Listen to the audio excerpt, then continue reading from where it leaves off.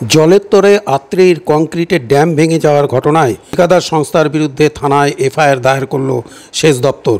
গত সোমবার রাত্রি 2টা নাগাদ বালুরঘাটের উত্তর চকভবানী এলাকায় আত্রেই নদীতে কংক্রিটের তৈরি লো ড্যামের একটা বড় অংশ ভেঙে ভেসে যায়। যে ঘটনায় প্রশাসনিক মহলে চাঞ্চল্যের পাশাপাশি এলাকার মানুষের মধ্যে রীতিমতো আতঙ্কের সৃষ্টি হয়। মঙ্গলবার সকাল হতেই ঘটনাস্থল পরিদর্শনে যান সেচ দপ্তরের ইঞ্জিনিয়ারদের পাশাপাশি জেলাশাসক ও সংশ্লিষ্ট বিভাগের আধিকারিকরা।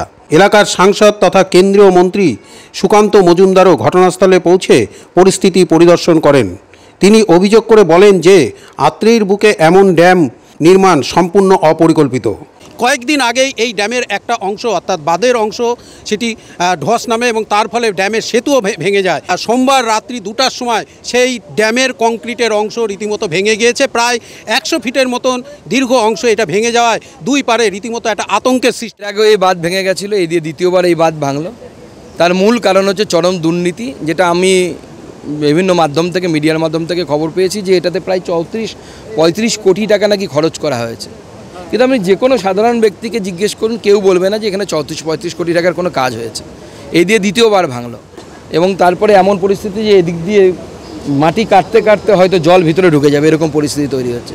তার মানে কি এই টাকাটা পুরো সম্পূর্ণ দুর্নীতি হয়েছে, এই টাকার কাজ হয়নি 34-35 কোটি টাকা। দেখুন, আমার মনে হয় যে কোথায় ড্যাম হবে সেই বিষয়ে যারা রিভার স্পেশালিস্ট আছে বা নদী বিশেষজ্ঞ আছে তাদের সাথে মতামত নেওয়া উচিত।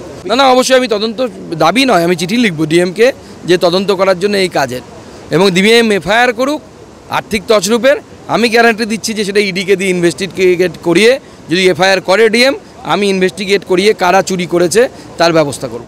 আত্রেই ড্যামের করুণ পরিস্থিতি নিয়ে খোদ মুখ্যমন্ত্রী মমতা বন্দ্যোপাধ্যায় সরব হয়েছেন। বুধবার উত্তরকন্যায় প্রশাসনিক বৈঠকে তিনি বালুরঘাটে আত্রেইর ভেঙে যাওয়া ড্যামের কথারও উল্লেখ করেন। দুর্নীতি হয়েছে কিনা তার জন্য তদন্ত শুরু ও দোষীদের বিরুদ্ধে শাস্তিমূলক ব্যবস্থা গ্রহণেরও নির্দেশ মুখ্যমন্ত্রী দিয়েছেন।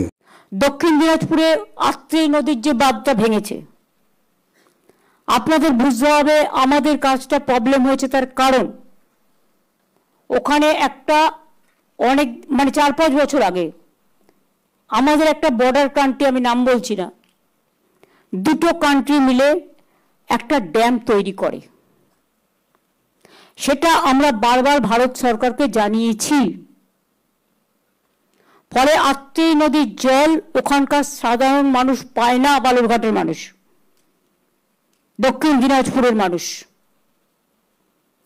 ফলে আমরা যেটুকু কাজ করতে যাচ্ছি খুব লিমিটেড।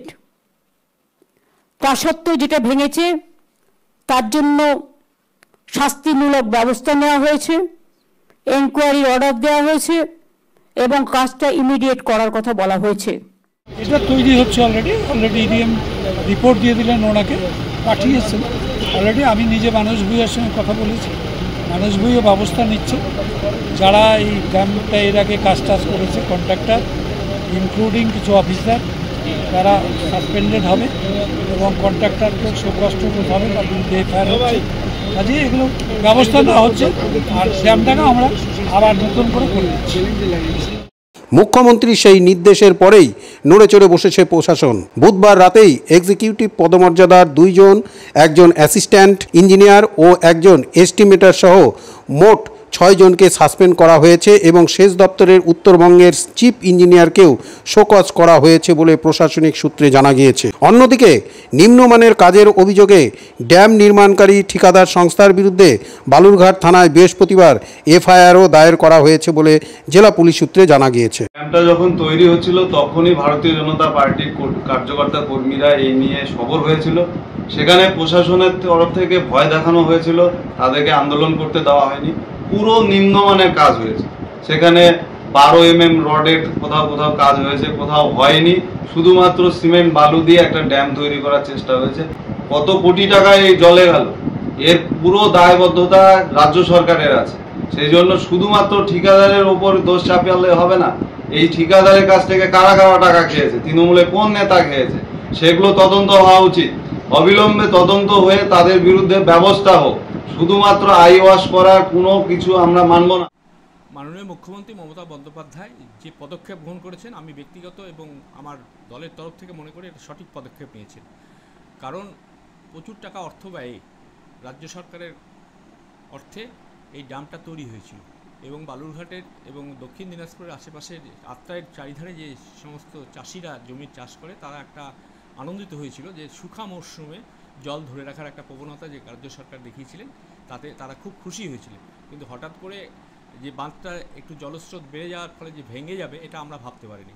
নিশ্চয়ই কোথাও কত টেকনিক্যালি হোক বা কোনো তৈরির সমস্যায় হোক বা ইঞ্জিনিয়ারদের গাফিলতিতে হোক, সেটাই মমতা বন্দ্যোপাধ্যায় আমাদের মাননীয় মুখ্যমন্ত্রী যেটা করেছেন সঠিক পদক্ষেপ গ্রহণ করেছেন। আমি মনে করি যদি দোষী প্রমাণিত হয় এদের উপযুক্ত সাজা হওয়া উচিত।